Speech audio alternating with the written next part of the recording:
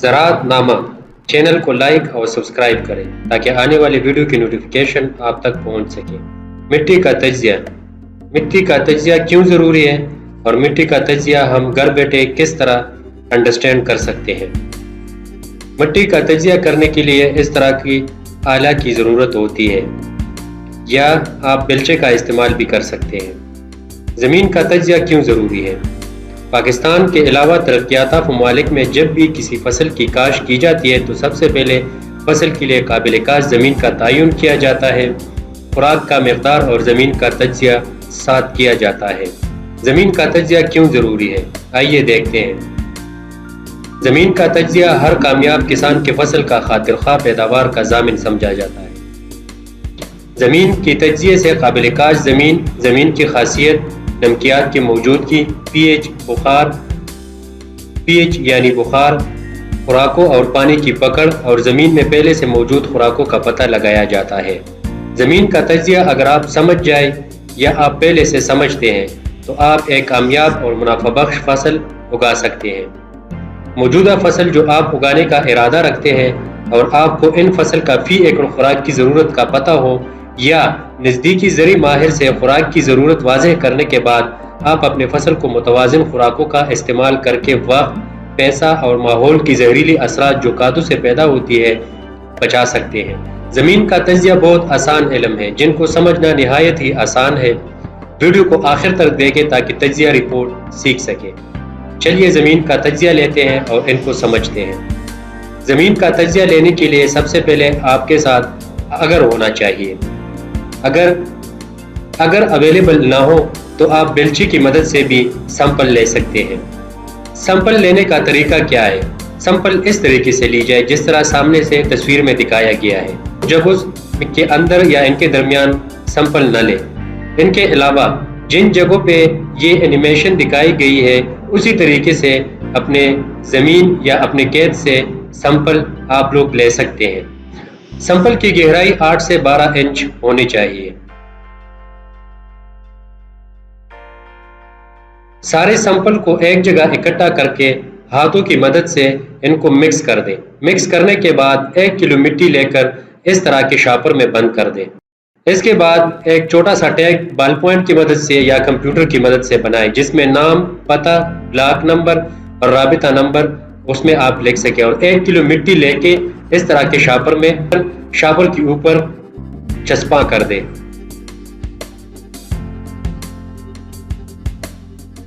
مٹی کا تجزیہ آنے کا انتظار کریں۔ جیسے ہی مٹی کا تجزیہ رپورٹ آتا ہے تو اس قسم کا رپورٹ ہوتا ہے جس طرح سامنے سے اسکرین میں دکھائی دے رہا ہے۔ اس میں موجود زمین کی خاصیت، E C, organic matter, P H, S A R, boron, zinc, nitrogen, phosphorus اور پوٹاش کا پی پی ایم کا پتہ آپ کو چلے گا۔ چلیے سمجھتے ہیں خاصیت کسے کہتے ہیں۔ زمین کی خاصیت سے آپ کو پتہ چل جاتا ہے کہ آپ کی مٹی کا باپ ریتلی میرا سے درمیان، باری میرا یا چکنی مٹی ہے۔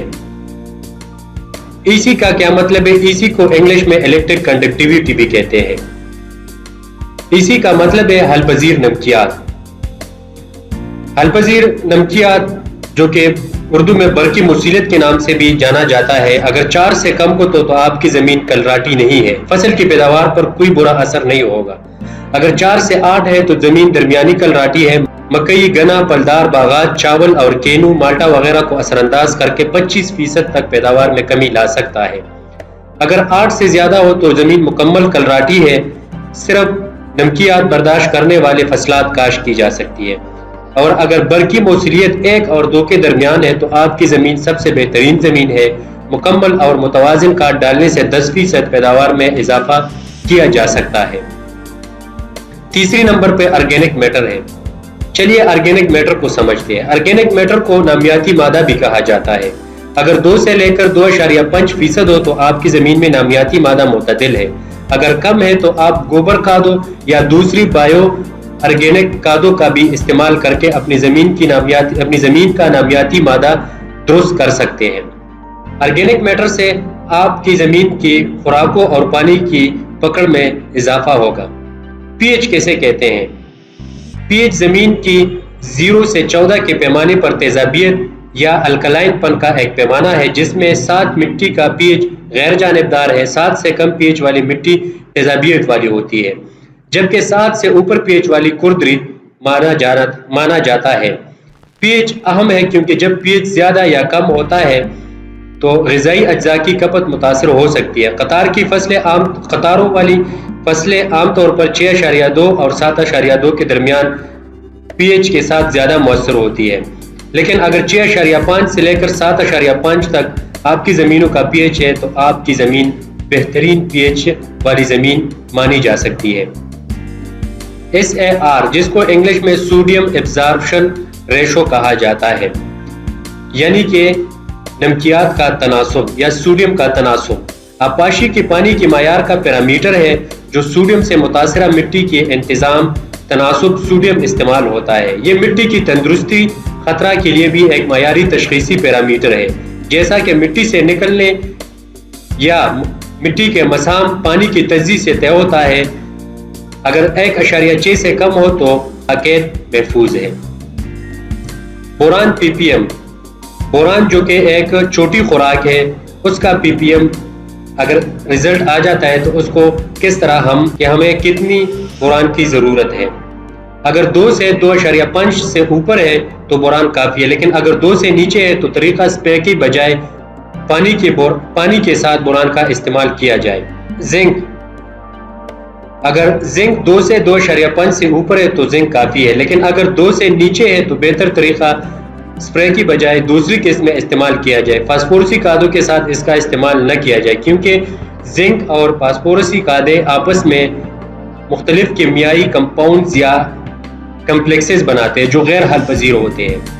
اینگرو کا زنک کوٹڈ یوریا بہترین رزلٹ کا حامی ہے۔ اگر آپ سستے ریٹ پہ سستے قیمت پہ زنک استعمال کرنا چاہتے ہیں تو آپ اینگرو زنک کوٹڈ یوریا کا استعمال بھی کر سکتے ہیں۔ نائٹروجن، تجزیہ پی پی ایم نمبر کو مٹی کی نمونے کی گہرائی میں 0.3 فی انچ تک ضرب دے کر آپ مٹی میں نائٹروجن کے کل پاؤنڈ معلوم کر سکتے ہیں۔ کیسے؟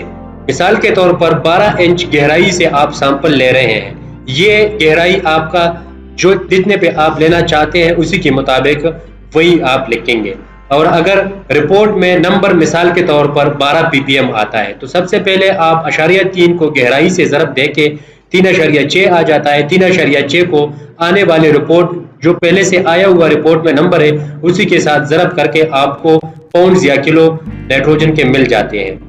اب اس کے مطابق آپ کو جس طرح پہلے میں نے آپ کو بتایا کہ زرعی ماہر یا آپ کو پہلے سے فصل کا پتہ ہو کہ اس کے لیے کتنی خوراکوں کی ضرورت ہے، تو آپ فصل کو جتنی ضرورت ہو آپ کی خوراک کی اسی کے مطابق آپ نائٹروجن اس کے بعد ڈال سکتے ہیں۔ فاسفورس، فاسفورس زیادہ تر مٹی پر 25 سے 35 پی پی ایم والی مٹی عام طور پر کافی ہوتی ہے۔ اگر اتنے نسبت میں آپ کا پی پی ایم آتا ہے تو آپ کی زمین میں ڈی پی یا فاسفورسی کھادوں یا این پی کے نائٹروپاس کی ضرورت نہیں ہے۔ مٹی کی موجودگی کا اندازہ کرنے کے لیے تجزیہ کے 3 عمومی طریقے سائنسدانوں نے بنائے ہیں۔ کیسے؟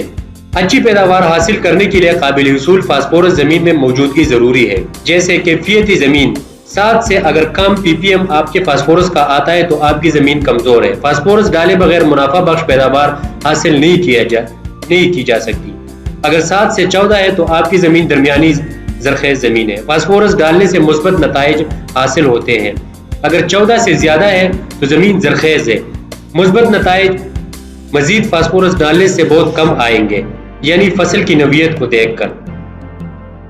آخری نمبر پہ آپ کو رپورٹ میں پوٹاش پی پی ایم ملے گا۔ پوٹاش پی پی ایم کسے کہتے ہیں؟ مٹی کا ٹیسٹ مٹی میں تبادلہ خال پوٹاشیم کی پیمائش کرتا ہے۔ پیداوار میں زیادہ سے زیادہ مقدار میں پوٹاشیم کی فراہمی کے لیے کم سے کم 165 سے لے کے 220 پی پی ایم کی تلاش کریں۔ پوٹاشیم اچھی پیداوار اور معیار حاصل کرنے کے لیے قابل حصول پوٹاش زمین میں موجودگی ضروری ہے۔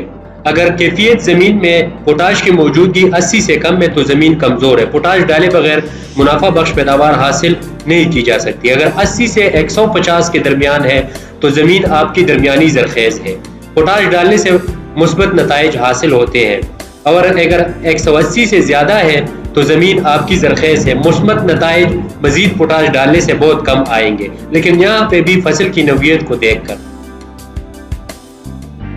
امید کرتا ہوں پڑھائی گئی ویڈیو سے سیکھ کر آپ فصل کی ضرورت کے مطابق کھاد اس کے بعد آپ ڈال سکتے ہیں، اور اگر اس طرح کا رپورٹ کارڈ بنا کر اگلی فصل کے لیے کھاد کا مقدار بغیر رپورٹ کے 3 سال تک آپ استعمال کر سکتے ہیں، یعنی زمین کا تجزیہ کیے بغیر۔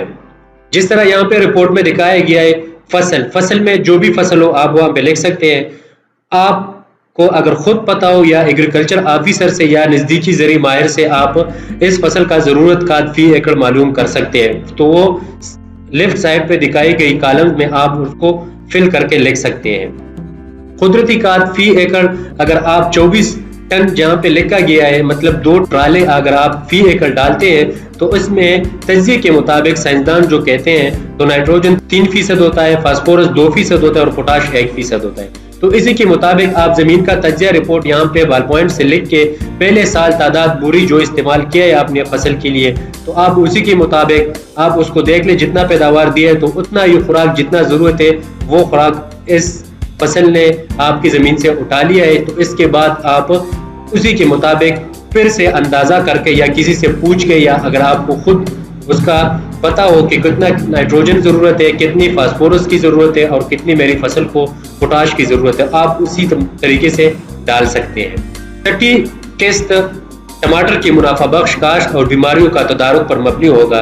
چینل کو لازمی سبسکرائب کر کے تاکہ اگلی قسط جو ہم پیش کریں گے تاکہ اس کی نوٹیفیکیشن آپ تک پہنچ سکے۔ چینل کو لازمی سبسکرائب کریں تاکہ آنے والی ویڈیو کی نوٹیفیکیشن آپ تک پہنچ سکے۔